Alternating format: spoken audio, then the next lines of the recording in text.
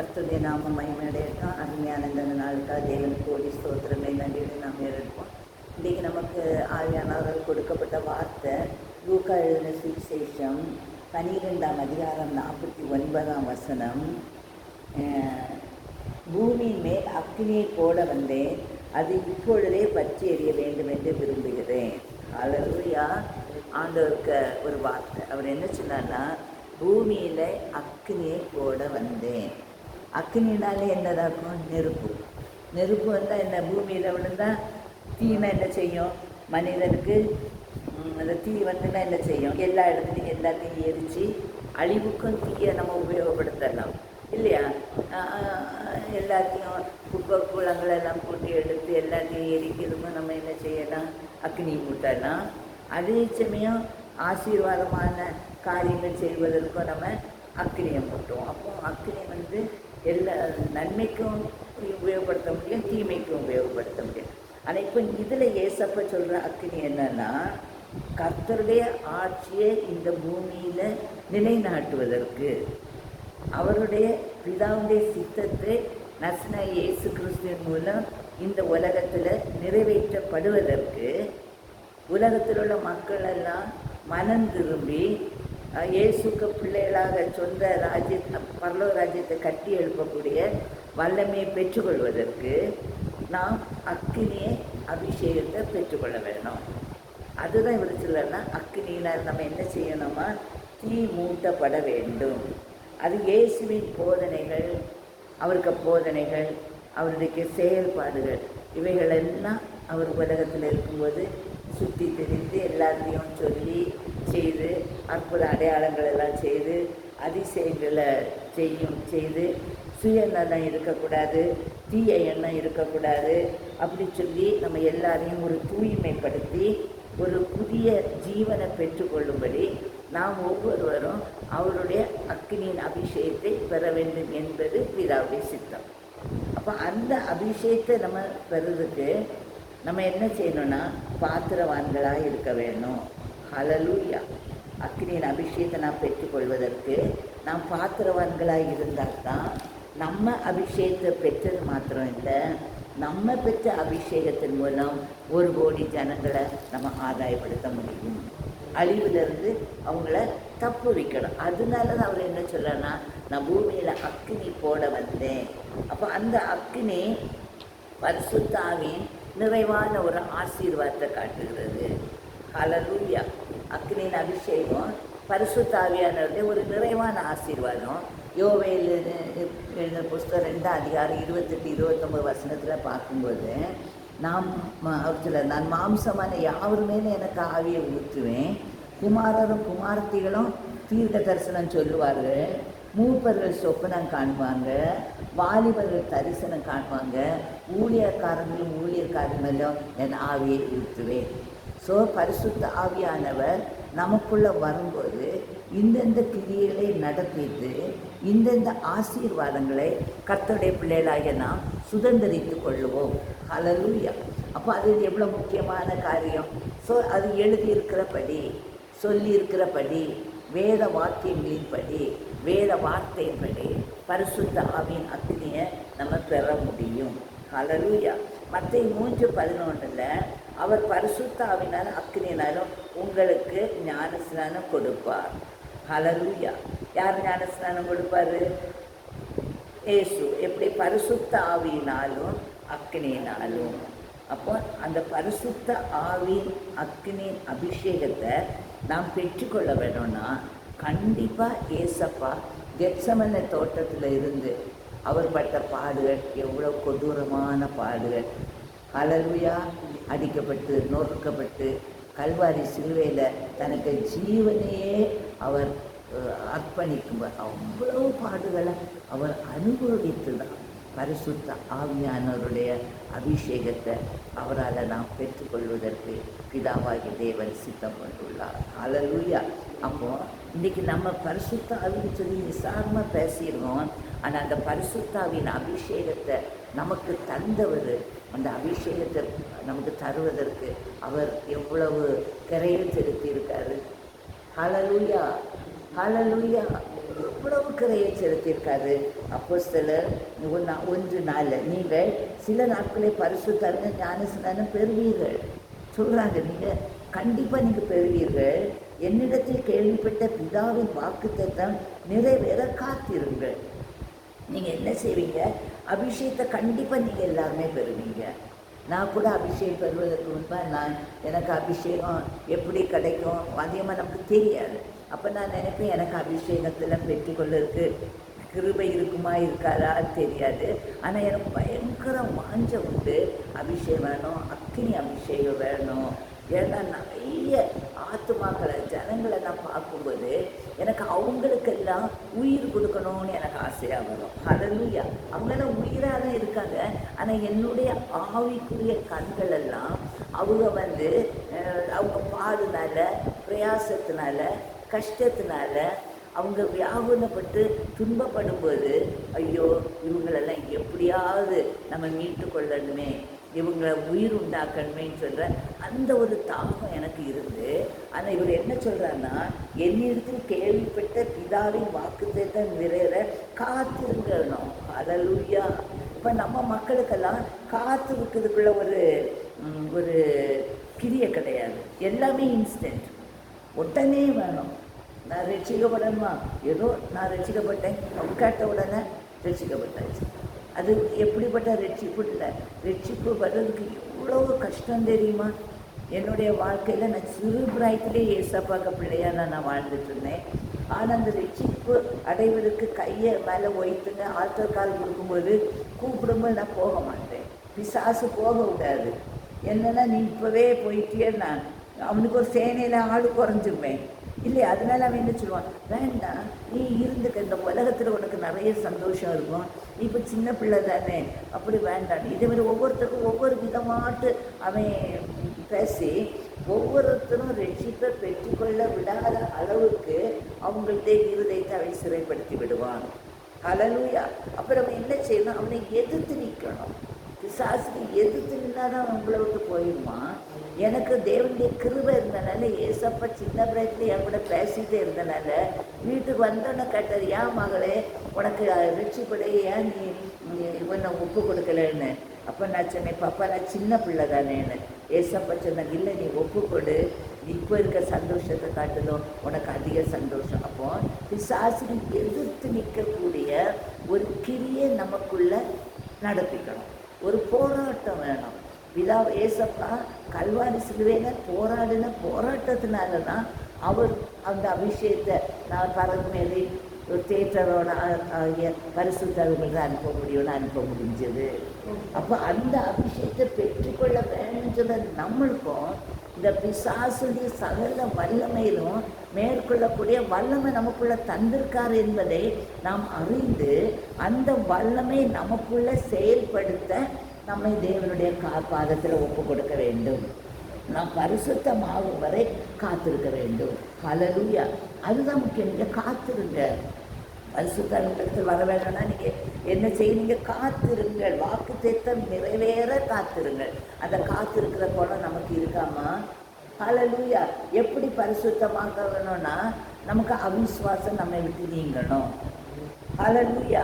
எனக்கு என்ன அவிசுவாசம் இருந்து, ஏசப்பா எனக்கு எப்படி பரிசுத்தாவியானவர் எனக்கு கிடைக்கும், எனக்கு கிடைக்குமா கிடைக்காதுன்னு நினைக்காத. உனக்குள்ள பரிசுத்தாவியானவர் வைத்து தான் உள்ள உலகத்துக்கு தேவன் அனுப்பியிருக்கார் என்று நீ விசுவாசி. ஹல்லேலூயா. அப்போ உன்னுடைய அவிசுவாசம் நீங்கணும். கூடாத எல்லாத்துக்குமே அவர் நமக்கு செய்வார். இன்னொன்று நமக்கு மந்த புத்தி நம்மளை விட்டு நீங்கணும். எப்போ பார்த்தாலும் ஒரு சோம்பலான ஒரு புத்தி. ஹல்லேலூயா. அசதி, சோர்வு, கலக்கம் அதெல்லாம் ஏன் வருதுன்னு சொன்னால் நம்முடைய உணர்வுகளினாலேயும் பயத்தினாலேயும் அந்த ஆவிகள் நம்மை ஆட்கொள்கிறது. அப்போ அந்த மந்த புத்தி தவிர அந்த கிரிகள் நமக்குள்ள வெளியேற்றப்படும்படிக்கு நீங்கள் சத்துருட்ட என்ன செய்யணும்? போராடணும். ஹல்லேலூயா. ஹல்லேலூயா. நம்ம போராடவே மாட்டோமே. நம்ம சத்துருக்கும் ஃப்ரெண்டு, ஏசாமிக்கும் ஃப்ரெண்டு. அப்படி இருந்தால் எப்படியாக்கும் நம்ம பரிசுத்த அக்கினியை நமக்கு மேலே அவர் போட முடியும்? ஹalleluya. பெனாஷனே கரபலிகோ மீனீஷனி கரபிகோ. நல்ல போராட்டம் போராடி தான் ஒவ்வொரு ஆசீர்வாதத்தை, ஸ்பிரிச்சுவல் ஆவிக்குரிய ஆசீர்வாதத்தை நான் பெற்றுக்கொள்ள முடியும். அடுத்தது, உலகுக்கு பயப்படுற பயம் நம்மள்கிட்ட இருக்கக்கூடாது. ஹalleluya. எல்லாருமே என்னன்னா ரொம்ப பரிசுத்தவான். ஆனால் என்ன சொல்லுவாங்க, ஐயோ இப்படி செய்யலாம், உலக மக்கள் என்ன செய்வாங்க? நீ உலகத்துக்காக வேண்டியாது நீ அதை செய். ஹalleluya.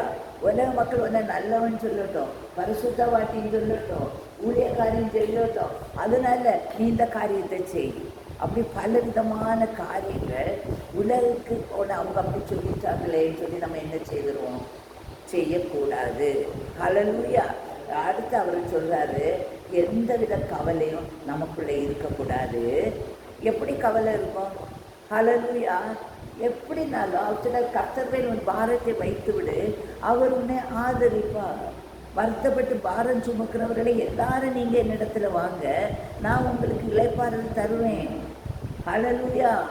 மரித்தோரை அடக்கம் பண்ண விடட்டும். நீங்க ஏன் மரித்தோர்களுக்கா நீங்க கவலைப்படுறீங்க? ஹalleluya. மரித்தவங்க ஜீவனுள்ள தேவனுடைய பரிசுத்தவான்களுடைய மரணம் கர்த்தருக்கு முன்பாக அருமையானது. ஹalleluya. அப்ப நீங்க கவலைப்பட்டது என்னன்னா, அந்த மரணம் யாருக்கு சம்பவிச்சதோ அவங்கள நீங்க பரிசுத்தமாக நீங்க கொண்டு வந்தீங்களா? அந்த ஆத்மா உங்களுக்குள்ள உயிரடைய செய்ய உங்களுக்கு கிருபை இருந்ததா? அந்த கிருபை உங்களுக்கு இருந்தா அந்த பயம் சொல்ல ஆவி உங்களை விட்டு போயிடும். அந்த வசனத்தின் வல்லமை, கர்த்தர் மேல உள்ள அன்பு அவ்வளோ பெரியது என்பதை நான் காட்ட முடியும். ஹalleluya. அப்போ நம்ம இப்படிப்பட்ட கிரியைகள் நம்மள்கிட்ட இருந்தால் தான் அவருடைய அக்கினி நமக்கு மேலே மூட முடியும். தாவீதில் நீங்களும் இல்லை, அதுக்கு நம்ம என்ன செய்யணும்னா, ஆண்டவரே எனக்கு விசுவாசத்தை தாங்க. ஹalleluya. விசுவாசிக்கிறவர்களாய நீங்கள் இந்த காரியங்களை செய்வீங்க, அற்புத அடையாளங்களை செய்வீங்க, என் நாமத்தினால பிசாசுல துரத்துவீங்க, உலகமெங்கும் பூமியெங்கும் சுவிசேஷத்தை நற்செய்தி அறிவிப்பீங்க. ஏன்னா நான் உங்களுக்காக மறைத்து உங்கள் பாவங்கள் எல்லாம் கல்வாரி சிலுவையில் சுமந்து ரத்தாவிர சிவப்பாக இருந்த பாவத்தையும் வெண்மையாக்கி உங்களை நான் வெண்மை பஞ்சை போல சுத்த இருதயத்தை நான் உங்களுக்குள்ள வைத்து விட்டேன். அந்த வசனத்தை நீங்கள் என்ன செய்யணும்னா, நீங்கள் விசுவாசிக்கணும். ஹalleluya. நீங்கள் கிருபையினால ரட்சிக்கப்பட்டதுனால பாவம் உங்களை மேற்கொள்ளாது. அதுக்கு அர்த்தம் பாவம் வராதுன்னு இல்லை, பாவம் வரும். ஹalleluya. பாவம் இல்லை என்பவனால் நம்மை வஞ்சிக்கிறது. அப்போ நமக்கு பாவம் வரும். ஆனால் அந்த பாவம் நம்மை மேற்கொண்டு விடாதபடிக்கு பிதாவாகிய தேவன் அவருடைய பரிசுத்த ஆவியின் அக்கினியை நமக்குள்ள வைத்திருக்கிறார். அந்த அக்கினி அந்த பாவக்கிரியைகளை நம்மளை எரித்து போட்டு விடும். ஹalleluya. அப்போ உங்களுக்கு என்ன வேணும்? விசுவாசம் வேணும். அடுத்தது உங்களுடைய ஆவிக்குரிய கண்ணு திறக்கப்பட்டிருக்க வேணும்.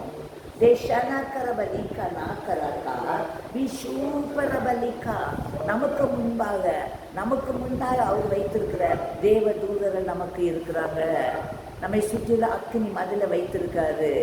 குதிரை வேறு சேனை எலியா தீர்க்கதரிசியை சுற்றிலும் எப்படி ஒரு சேனையை வச்சிருந்தாரோ அதே மாதிரி நம்மை சுற்றிலும் அவர் ஒரு மகிமையின் சேனையை வைத்திருக்கிறாரு. ஆகையால் நீ என்ன செய்யணும்? நான் இயேசுவின் நாமத்தை, நான் பெற்ற ரட்சிப்பை நான் தைரியமாய் நான் உலகுக்கு சுவிசேஷமாய் நற்செய்தியை அறிவிப்பேன், புறஜாதிகளுக்கும் அனுபவிப்பேன். ஹalleluya. இயேசுவே தேவன் என்று சொன்னால் அடித்து கொல்லப்படுகிறவங்க அநேகர். அதனால பயந்து என்ன செய்யாங்க? ஐயோ இந்த ஏரியா எல்லாம் தேவனை அறியாதவங்க, நம்ம இயேசுவை பற்றி சொல்ல முடியாது, ராத்திரி பாட்டு பாட முடியாது, ஜெபம் பண்ண முடியாது. அப்படி நீங்கள் யோசித்து பயந்தீர்களான்னா உங்கள் ரட்சிப்பு பூரணமான ரட்சிப்பு இல்லை. ஒன்று. ரெண்டாவது, அவருடைய அக்கினியின் அபிஷேகம் நம்ம பெற்றுக்கொள்ள முடியாது. அப்போ நம்ம என்ன செய்யணும்னா, நமக்குள்ள இருக்கிற ஏசப்பா நமக்குடைய ஆவிக்குரிய கண்கள் திறக்கப்படும் போது அவர்களுக்கு எல்லாத்துக்கும் நீ பயப்பட மாட்டாய். ஹalleluya. அவர்களும் உங்கள் வெளிச்சத்தில், எனக்கு வெளிச்சத்தில் அவங்க வெளிச்சம் காணும்படி, ஏசப்பாக்கு வெளிச்சத்தில் தேவன் இறங்கி நம்மை ஆசீர்வைத்து அவருடைய முகத்தை நம் முகத்து மேல் பிரகாசிப்பிக்க செய்த தேவன் நம்முடைய முகங்களை கண்டு மற்றவருடைய முகங்களும் பிரகாசிக்கும்படி செய்வார் என்ற விசுவாசம் நமக்கு இருக்க வேணும். மூணாவது, நீங்கள் இந்த விசுவாசம் வரும்போது உங்களுக்குள்ள ஒரு சந்தேகம் போயிடும். ஹல்லேலூயா, ஹல்லேலூயா. நான் ஊழியக்காரி தான், நான் இயேசுக்கு பிள்ளை தான், இயேசுடைய சுவிசேஷி தான், இயேசுடைய சுவிசேஷன் தான், என்னால் என்னை கொண்டு இயேசப்பாக்கு பெரிய காரியத்தை செய்ய பிதாவாகிய தேவன் சித்தம் கொண்டுள்ளார், ஆகையால் அவரை அதை நிறைவேற்றுவார்னு சொல்லக்கூடிய ஒரு விசுவாசத்தின் வல்லமை நமக்குள்ள வேணும். அந்த விசுவாசத்தின் வல்லமை இருக்கும்போது ஏசப்பா உலகம் கொடுக்கக்கூடாத சமாதானத்தை நமக்குள்ளே வைத்து விட்ட அந்த கிரியை நமக்குள்ளே நிறைவேறும். உங்களை நீங்கள் சோதித்து பாருங்கள். நீங்கள் இயேசுக்க பிள்ளைகள் தான், ரட்சிக்கப்பட்டவர்கள் தான், அபிஷேகம் பெற்றவர்கள் என்று சொன்னாலும் உங்களுக்குள்ள தெய்வீக சமாதானம் இருக்குதா? உலகம் கொடுக்கக்கூடாத சமாதானத்தை நான் உங்களுக்காக விட்டு போகிறேன். அந்த சமாதானத்தை இன்றைக்கே நான் உங்களுக்கு தாரேன்னு சொல்லியிருக்காங்க. தேவனுடைய பிள்ளைகளாக நான் ஒவ்வொருவரும் சமாதானத்தின் பிள்ளைகளாக இருந்து அவர் நமக்காக ஆயத்தம் பண்ணவிட்ட அந்த பரிசுத்த அக்கினியை நம்ம பெற்றுக்கொள்ளணும். அந்த சமாதானம் நமக்குள்ளே இருக்கும்போது நம்ம ஏசப்பாவுக்கு மேலே நம்முடைய அன்பு பெருகி கொண்டே போகும். ஹல்லேலூயா. கஷ்டம் வந்தா ஏசப்பா உங்களுக்கு நன்றி, எனக்கு நீங்கள் போஷிக்க போகிறீங்க, என்னை நீங்கள் உடுத்திருக்க போகிறீங்க, எனக்கு நீங்கள் ஆறுதல் தர போகிறீங்க, எனக்கு துக்க நேரத்தில் நீங்கள் எனக்கு சமாதானம் தந்து எல்லா காரியத்தையும் நீங்கள் நேர்த்தியாய் செய்கிறீங்க. உங்கள் சமூகத்தின் பிள்ளைகளாக, உங்கள் மந்தையின் ஆடுகளாக எங்கள் குடும்பத்தை நீங்கள் மீட்டு கொண்டீங்க சொல்லி நம்ம ஏசாமியை துதிக்க அவருடைய அன்பு நமக்கு மேலே பெருகி கொண்டே போகும். அவருடைய அன்பு நமக்குள்ள பெருக பெருக தேவனுடைய மகிமையை நாம் கண்டு விடுவோம். ஹல்லேலூயா, ஹல்லேலூயா. தேசனைக்கர வலிக்க நாத்த தனைக்கரவக்கோ நம்ம உலகம் எவ்வளவு மோசமாக உள்ளதை நம்ம இப்போ பார்த்துக்கிட்டே இருக்கோம். இந்த உலகத்தில் கர்த்தருடைய ராஜ்யம் பூமி கட்டி எழுப்ப பரிசுத்தாவின் அக்னி எவ்வளவாய் பற்றி வெறிய வேண்டும் என்று இயேசு கிறிஸ்து இதில் தெளிவாக கூறிட்டார் இந்த வசனத்தில். ஏன்னா அக்னியை போட வந்து அது பற்றி எரியும். அப்போ நம்முடைய தேசத்தில் நாம் இன்னைக்கு ஆண்டவருக்கு பிள்ளைகளாக அக்னியை பெற்றுக்கொள்வதற்கு நம்ம எப்படி பெற்றுக்கொள்வோம், அவர் நம்ம எப்படி போட்டு கற்றுத்தந்தது மாதிரி நம்ம இருந்த தேவனுடைய அக்னியை நம்ம பெற்றுக்கொள்ளும் போது இயேசு கிறிஸ்து என்ன சொல்கிறான்னா, நம்ம உலகத்தை உற்று பாரு. ஹல்லேலூயா. நம்ம இன்னைக்கு உலகத்தை உற்று பார்க்குறோம். வெயிலின் கொடுமையில் அநேக வியாதிப்பட்டு போகிறாங்க, அநேகர் மறித்து கொண்டே இருக்கிறாங்க.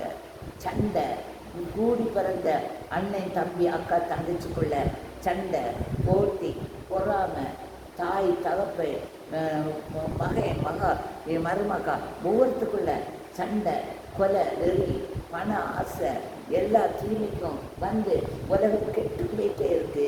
இந்த கெட்டு போன உலகத்தில் எப்படி பரலோக ராஜ்யத்தை கட்ட முடியும்? பரலோகத்தில் செய்யப்படுவது போல பூமியிலும் செய்யப்படுவதாக. அப்போ பரலோக ராஜ்யம் இந்த பூமியில் கட்டணும்னா பரிசுத்தாவின் அபிஷேகம் நம்ம ஒவ்வொருவருக்கும் எவ்வளவு முக்கியம். ஹல்லேலூயா. அந்த அபிஷேகத்தை பெற்றுக்கொள்ள நம்ம எவ்வளவு பாத்திரவான்களாக இருக்க வேண்டும் என்ற ஒரு உணர்வு நமக்குள்ள வேணும். ஹல்லேலூயா. பரிசுத்தமாக இருக்கிறவங்க இன்னும் பரிசுத்தமாயிருங்க. ஹல்லேலூயா.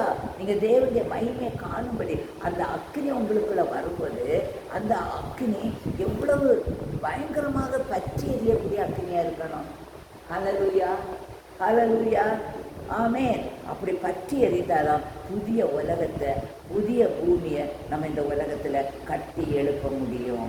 அருமையான தேவனுடைய பிள்ளைகளே, உலகத்தின் மீது நமக்கு ஒரு கரிசனை வேணும். உலகத்தை ரட்சிப்பதற்கு தான் இயேசு கிறிஸ்து வந்தார் என்ற உணர்வு நமக்கு வேணும். நம்ம அக்னியின் அபிஷேகம் பெற்றுக்கொண்ட நம்ம மனம் திரும்பி இருப்போம். எல்லாரோட ஒப்புரவாகிற குணம் நமக்குள்ளே இருக்கும். ஒரு கன்னத்தில் அடித்தா மறு கன்னத்தை நம்ம என்ன செஞ்சிருவோம், காட்டி கொடுத்துருவோம். ஹல்லேலூயா. எனக்கெல்லாம் தேவனுடைய கிருபையினால் என்னை பகைக்கிறவங்களை நேசிக்கிறதுக்கு எனக்கு கிருபை இருக்குது. என்னை விரோதிக்கிறவங்களை நான் ஆசீர்வதிக்கிறதுக்கு தேவன் எனக்கு கிருபை தந்து விட்டார். ஆனால் மிகவும் கொடூரமான வழிகளில் நடத்தப்பட்டு இந்த வழிகளை நான் கற்றுக்கொண்டேன். நான் லெகுவாக கற்றுக்கொள்ளலை. அவருடைய முகம் சுமப்பது அவ்வளோ கஷ்டம்தான். ஆனால் அந்த கஷ்டத்தில் இயேசுக்கு மேலே உனக்கு பூரண அன்பு இருந்ததுன்னா இவைகளெல்லாம் நீ லெகுவாக மேற்கொள்ள முடியும். நித்திய ஜீவனுக்கு ஏதுவான ஒரு கட்டளை அவர் நமக்கு தந்திருக்கிறார். பிதாவாகி தேவன் இயேசுவிடத்தில் எதை செய்ய சொன்னாரோ அதே தான் இயேசப்பா சொன்னார். அருமையான தேவனுடைய பிள்ளைகளை, இயேசு இன்னைக்கு நம்மக்கிட்ட என்ன செய்ய சொல்கிறாரோ அதே தான் நம்ம செய்யணும். சுயத்தை சாம்பலாக்கணும். ஏசப்பா இன்னைக்குள்ள பிரசங்கம் என்ன பிரசங்கம், அவர் பிரசங்க வாக்கு தருது வரைக்கும் பொறுமையாக அவருக்கு முகத்தை பார்த்து கொண்டே இருக்கணும். இருதயை சுத்திகரித்து கொண்டே இருக்கணும். பரிசுத்த உள்ளத்தோடு அவரை மகிமைப்படுத்தி கொண்டு அவருக்கும் நமக்கும் நடுவாக எந்த நடுச்சுவரும் வராதபடி கர்த்தருடைய ஆவியானவர் கொழுந்துவிட்டு நமக்குள் எரிந்து கொண்டே இருக்க வேணும். இயேசு தான் வாக்குத்தத்தம் பண்ணப்பட்ட மேசியா, அவர் தான் தேவகுமாரன். ஹல்லேலூயா. அருமையான தேவனுடைய பிள்ளைகளை, அப்போ இந்த அக்கினியை போட வந்த இந்த அக்கினியை நம்ம பெற்றுக்கொள்ளும் போது அநேக ஆயிரம் ஆத்துமாக்கள் உலகத்தில் ஜீவன் அடைய முடியும். நம்ம பார்க்குற பெந்தைகோஸ்தே நாளில் 120 பேர் பரிசுத்த அக்கினியினால் அபிஷேகம் பெற்றாங்க. எருசலேம் முழுவதும் என்ன ஆயிட்டு உடனே தீ பற்றி எறிந்தது. ஹல்லேலூயா. 120 பேர் அக்னியின் அபிஷேகம் பெற்ற உடனே யாருமே வாயை மூடிட்டு சும்மாவே இருக்க முடியலை.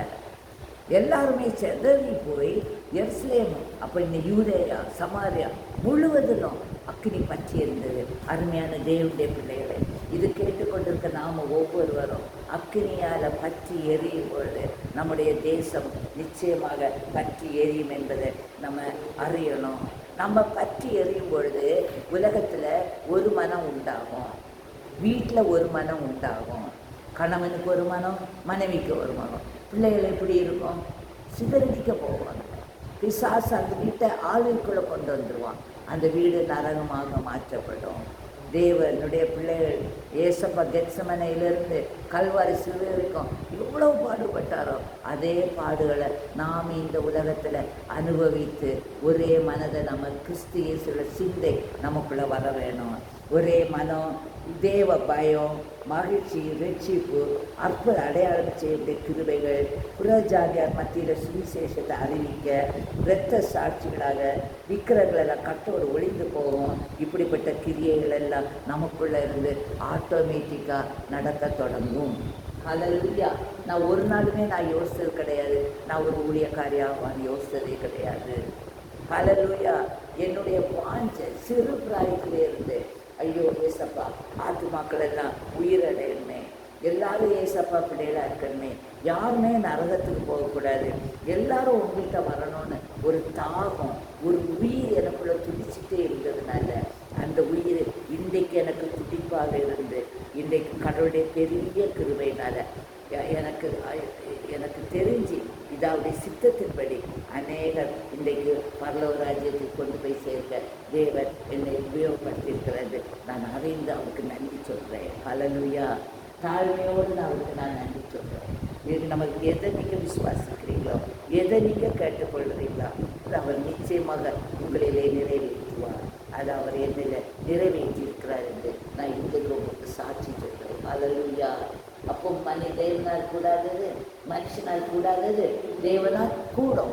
ஆனால் மனுஷன் எதை விதைக்கிறானோ அவன் அதை அறுப்பான். ஹல்லேலூயா. நீ நன்மையை விதைச்சா நீ நன்மையை கண்டிப்பாக இருப்பான். உன்னுடைய உணர்வு எல்லாம் ஆத்ம பாரமாக இருந்தால் ஆத்ம பாரம் சொல்ல தாளந்துகள் அவர் உனக்குள்ள தருவார். வேதத்தை அறியக்கூடிய, ஞானத்தை போதிக்கக்கூடிய வரத்தை அவர் உனக்குள்ள தந்துடுவார். வேதத்தில் அதிசயங்களை கர்த்தருக்கு பயப்படுற பயத்தை அறியக்கூடிய அறிவை உனக்கு தந்துடுவார். அவருடைய விசுவாசம் சொல்லக்கூடிய வரத்தை தந்துடுவார். குணமாக்கும் வல்லமை அவர் உனக்குள்ள தந்துடுவார். ஆவிகளை பகுத்தறியக்கூடிய கிரியைகள் ஒன்றில் நிறைவேற உனக்குள்ள அந்த கிருபை உனக்குள்ள வந்துடுவார். தீர்க்க தரிசன வரத்தை உனக்கு கொடுத்துருவாரு. பிசாசுகளை துரத்தக்கூடிய வரத்தை தந்துடுவார். ஹல்லேலூயா. நீதியின் பாதையில் நடத்த உன்னுடைய வாயின் வார்த்தை சத்தங்கள் தேவ சத்தமாக மாற்றப்பட்டு அநேக ஆத்துமாக்கள் உயிரடைய செய்திருவார். என்னுடைய வாழ்க்கையில் எனக்கு தெரியாமலேயே இந்த கிரியைகளை அவர் என்னிலே நிறைவேற்றி கொண்டிருக்கிறார். ஹல்லேலூயா. அதை தான் நான் உங்களுக்கு சாட்சி, என்னுடைய பிரசங்கம் என்ன, என்னுடைய சாட்சி தான். ஹல்லேலூயா. எனக்கு தெரியாது, ஒரு எப்படி படித்தேன்னு தெரியாது, எதுக்கு எனக்கு படித்தேன்னு எனக்கு தெரியாது. நான் படித்தேன், படிச்சிருக்க நோக்கம் அவர் சொல்கிறாரு, நீ உலகமெங்கும் என் சுவிசேஷத்தை நற்செய்தே அறிவி. ஹல்லேலூயா. அதையும் நான் ஏற்றுக்கொண்டேன். எனக்கு இருக்கிற கொஞ்சம் பலம், கொஞ்சம் தாளந்து, எதுவுமே எனக்கு ரொம்ப தாளந்து கிடையவே கிடையாது. எதுலேயுமே தாளந்து கிடையாது. நான் எல்லாத்துலேயுமே ரொம்ப கூச்ச சுவாபம் உள்ள ஒழிச்சு தான் இருப்பேன். எங்கே போனாலும் முன் வரிசையில் இருக்கவே மாட்டேன், பின்னால் எங்கே தான். அது இன்றைக்கும் நான் போய் முன்னால் இருக்கிறதுக்கு நான் விரும்பவே மாட்டேன். எங்கேயாவது ஒரு இடத்துல யாராவது பார்த்து சிஸ்டர் மல்லியா இருக்காங்கன்னு பார்த்து வாங்க முன்னால் கூப்பிடணும், வாங்க முன்னால் கூப்பிடுங்கன்னு சொல்லுறது வரைக்கும் எனக்கு என்ன செய்யணும்னு பிளாங்காக தான் நான் இருப்பேன். ஹல்லேலூயா. கூப்பிடக்கூடாதேன்னு பயந்து தான் நான் இருப்பேன். ஆனால் கூப்பிட்டுட்டாங்கன்னா நான் நினைப்பேன், இனி நானாக பேச போகிறேன், ஏன்ட்ட இருக்கிற இயேசு தான் பேச போகிறாருன்னு தைரியம், முட்டை தைரியம். ஏன்னா எனக்கு ஒன்றுமே தெரியாது. தெரிஞ்சால் தானே நான் பேச போகிறேன்னு பயப்படணும். தெரியாதே, நான் முட்டை தைரியத்தில் ஏசப்பா தான் பேச போகிறாங்கன்னு தைரியமாக போவேன். தைரியமாக வாயை திறப்பேன். அவர் வார்த்தையை சொல்லுவார், சொல்லுற வார்த்தையை அப்படியே சொல்லுவேன், சொல்லிவிட்டு வந்து விடுவேன். ஹல்லேலூயா. இதை கேட்டுக்கொண்டிருக்கிறவர் நீங்கள் ஒவ்வொருவருமே என்னையே அப்படி உபயோகப்படுத்தினா உங்களை எல்லாரையும் உபயோகப்படுத்துவது எவ்வளவு நிச்சயம். ஹல்லேலூயா. ஹல்லேலூயா. அதனால் நீங்கள் எல்லாருமே சோர்ந்து போகாதீங்க, பலனடைங்க. இயேசு கிறிஸ்து நீதிபதியாக நியாயாதிபதியாக இதை நம்மிட்ட வருவார். ஹல்லேலூயா. தேவ நீதி நடப்பிக்கும்படி உலகை பரிசுத்தப்படுத்த பரிசுத்த அக்கினியால் பூமியை அவர் போட வந்தவர் நம்மையில அந்த பரிசுத்த அக்கினியை போட்டிருக்கிறார். ஹல்லேலூயா. இன்னைக்கு இந்தியாவில் இவ்வளவு குழப்பம் வர்றதுக்கு காரணம் என்னன்னா, இந்தியர்கள் இயேசுவை அறிந்தவங்கெல்லாம் சோம்பேறியாக, அவிசுவாசியாக, பயந்தவர்களாக, கர்த்தர்களை கிரியைகளை நடப்பிக்காதபடி உலகத்துக்கு பயந்தவர்களாக, ஆவிக்குரிய கண்கள் திறக்கப்படாதவர்களாக, மந்த புத்தி உள்ளவங்கள யார் எப்படி போனால் என்ன, யாங்காரியம் மாத்திரம் நடந்தால் போதும்னு சுயநலவாதியாக இருந்ததுனால பிசாசு இந்தியாவை ஆள்கை செய்ய அவர் வந்துவிட்டார். ஹல்லேலூயா. இப்போ அவனுடைய கிரியை அழிக்க இப்போ தான் எல்லாருக்குள்ளேயும் ஒரு உயிர் எழுப்பியிருக்கு. இனியும் நம்ம இப்படி விட்டால் பிசாசு நம்மளை கொன்னுடுவான். மரண பயம் வந்துட்டு. அதனால இப்போ நம்ம எல்லாருமே என்ன செய்யணும்னா உலகத்தை பரிசுத்தப்படுத்த ஆண்டவரே எங்கள் ஒவ்வொருவரையும் ரட்சித்து பரிசுத்த அக்கினியை எங்கள் மேலே போடுங்க ஆண்டவரே. அதை பற்றி எரியட்டும் ஆண்டவரே. நாங்கள் ஜெபிக்கிற ஆண்டவரே, நீர் நியாயாதிபதியாக வரும்பொழுது நியாயம் விசாரிக்கும் போது எங்கள் தேசம் நியாயத்தில் பரிசுத்த அக்கினியினால் அபிஷேகம் பண்ணப்பட்ட அநேக ஆத்துமாக்களை உயிரடைய செய்த தேசமாக எங்கள் தேசம் ஆசீர்வாதமாக இருக்க நீ கிருபை செய்து இருந்து விசுவாசிங்க. பரிசுத்த அக்கினி அபிஷேகம் என்பது இயேசு கல்வாரி சிலுவை மரணத்தின் நிமித்தம் அவர் பட்ட பாடுகளினால் கிடைத்த ஒன்று. ஹல்லேலூயா. அவர் சொல்ல லூக்கா 12:42 எவனிடத்தில் அதிகம் கொடுக்கப்படுகிறதோ அவனிடத்தில் அதிகம் கேட்கப்படும். ஹல்லேலூயா. பிதாவாகிய தேவன் நமக்கு ஞானம் தந்தாரானால் அவர் நமக்கு தந்த ஞானத்தினால நம்ம அவருக்கு கணக்கு கொடுக்கணும். உனக்கு நான் ஞானம் தந்தேனே, உனக்கு பாட்டு பாடுறதுக்கு உனக்கு நான் கிஃப்ட் தந்தேனே, தேவ செய்தி அறிவிக்க உனக்கு நான் தந்தேனே, வசனங்களை மனப்பாடம் பண்ணுவதுக்கு உனக்கு ஞாபக சக்தியை நான் தந்தேனே. ஹல்லேலூயா. நீ எதெல்லாம் செய்யலாம், நீ ஒன்றும் செய்யாமல் நீ இருந்தேன்னா உன்கிட்ட இருக்கிற ஞானம் சுருங்கப்பட்டு விடும். உண்மையான தேவனுடைய பிள்ளைகளே, நமக்கு அவர் தாளந்து தந்த ஒவ்வொரு தாளந்தும் மற்றவர்களுக்கு நான் எவ்வளவு பிரயோஜனமாய் அதை உபயோகப்படுத்த வேண்டும் என்று நம்ம அறிந்து நமக்கு தந்த தாளந்துகளை நம்ம பயன்படுத்தும் போது நம்முடைய தேசம் அக்னியினால் அபிஷேகம் பண்ணப்பட்ட ஒரு தேசமாக மாறும்.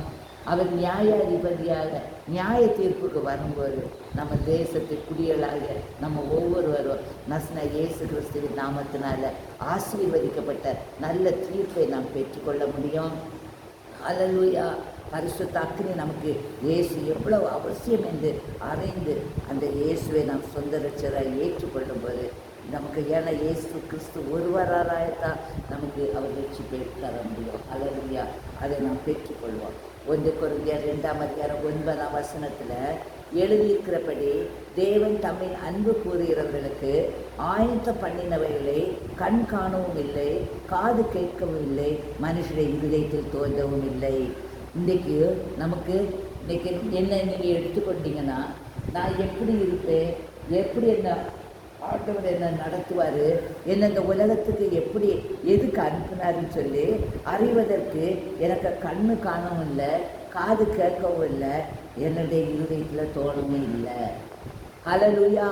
ஆனால் என்னை உலகத்தில் அனுப்பினதுக்கு ஒரு நோக்கம், அவருடைய அக்கினியை என் மேலே அவர் போட்டு அந்த அக்கினி எரியும்படி செய்து, அந்த எரியிற அக்கினி உலக மக்களுக்கு மேலே நான் போடும்படி செய்து, உலக மக்களுள்ள மக்களெல்லாம் எரியும்படி செய்து, எல்லாரும் கர்த்தருடைய ராஜ்யத்தின் சுவிசேஷர்களாக ஊழியர்களாக உலகமெங்கும் பரவி பரிசுத்த அக்கினியை உலகுக்கு போட அவர் நம்மை அழைத்திருக்கிறார் என்று நாம் இப்பொழுது உணர்கிறோம். நமக்கோ தேவன் அவைகளை தமது ஆவியினாலே வெளிப்படுத்தினார். அந்த ஆவியானவர் எல்லாவற்றையும் தேவனுடைய ஆழங்களையும் அறிந்திருக்கிறவர். அல்லேலூயா. இன்றைக்கு நமக்கு வெளிப்படுத்தி கொண்டே இருக்கிறார். உள்ளந்திரங்களின் ஆழங்களை அறிந்தவர். ஐயோ என் பிள்ளை இவ சொன்னா செய்வா என்று நமக்கு மேலே அவருக்கு நம்பிக்கை வேணும். அல்லேலூயா. யாரை நம்ம கூட பாருங்கள், ஒரு வேலையை நம்ம கொடுக்கும்போது இவன் உண்மையாக உத்தமமாக வேலை செய்வான்னு சொன்னால் அவங்களுக்கு நம்ம உண்மையை உத்தமாட்டு வேலை செய்யல, உண்மையான வேலைகளை கொடுப்போம். அல்லேலூயா. வேலை செய்ய மாட்டாங்கன்னு சொன்னால் நம்ம வேலை கொடுக்க மாட்டோம். அதே மாதிரி தான் ஆண்டவர் நம்மை உற்று நோக்கி கொண்டு இருக்கிறார்.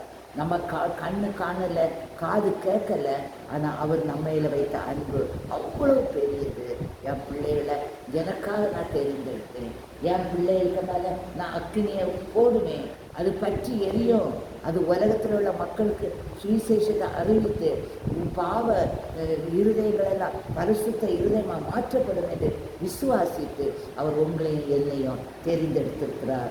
தேவனுடைய ஆவியை அன்றி ஒருவனும் தேவனுக்குரியவர்களை அறிய மாட்டான்.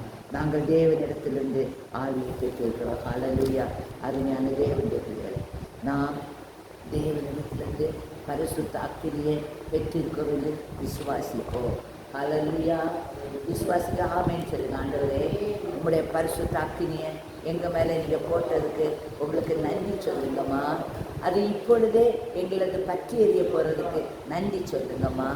அசதியாக இருக்காதீங்க, சோம்பலாக இருக்காதீங்க, உலகத்துக்கு ஏற்ற உணர்வோடு இருக்காதீங்க. தேவ பயத்தோடு உங்களில் இருக்கிறவர், பரிசுத்த அபிஷேகத்தை உங்களுக்குள்ள தந்தவர், அவர் உங்களை நடத்துவார் சொல்லி விவேகத்தோடு புத்தியோடு யுக்தியோடு கிறிஸ்துவுக்காக எழும்புவோம்.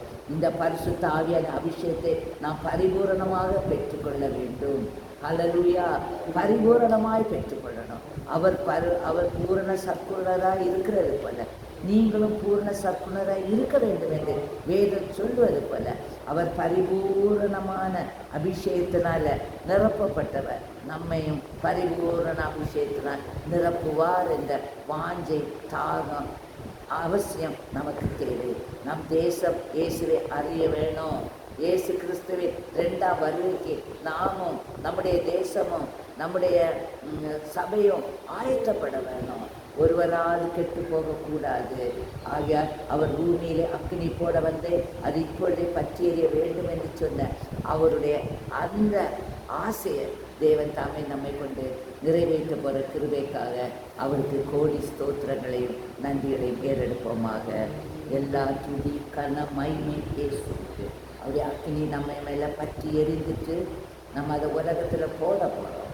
நம்முடைய தேசம் உலகம் தேவனை பற்றி அறிகிற தேசமாக உலகமாக மாற்றப்பட போகிற கிருபைக்காக நன்றி ஏசப்பா. விக்கிரங்களெல்லாம் கடைசி காலத்தில் கட்டோடு ஒளிந்து போகும் சொன்னது போல விக்கிரங்கள் எல்லாவற்றையும் கட்டோடு ஒளிந்து போக பிதாவாய தேவன் சித்தம் கொண்டபடியால் அவருக்கு நன்றி என்று சொல்லி, ஏசப்பா உமக்கு நன்றி, உமக்கு எல்லா துதிகளையும் ஸ்தோத்திரங்களையும் நாங்கள் ஏறெடுக்கிறோம். உங்கள் நாம மாத்திரை நீங்கள் உயர்த்தப்படுகிறோம் என்று சொல்லி சிலுவை பரியந்த தாழ்த்துவோம்மா. அவருடைய நாமத்தை மாத்திரம் உயர்த்துவோம், அவருடைய சித்தத்தை மாத்திரம் நிறைவேற்றுவோம். அவருடைய கிரியல் ஏதோ என்ன சொல்லுறாரோ அதை கேட்டு அதை நம் மன உறுதியோடு முழு இருதயத்தில் முழு ஆத்மாவோடு முழு மனதோடு நம்ம செய்யும் போது அவர் நமக்குள்ள பற்றி எரிய செய்த அந்த அக்னியானது உலகத்தில் பற்றி எரிய செய்து அசுத்தங்களை எல்லாம் எரித்து பரிசுத்தமானவங்களை வளர செய்யும். தேவன் தான் இந்த வார்த்தைகளை ஆசீர்வதிப்பாராங்க. ஆமென்.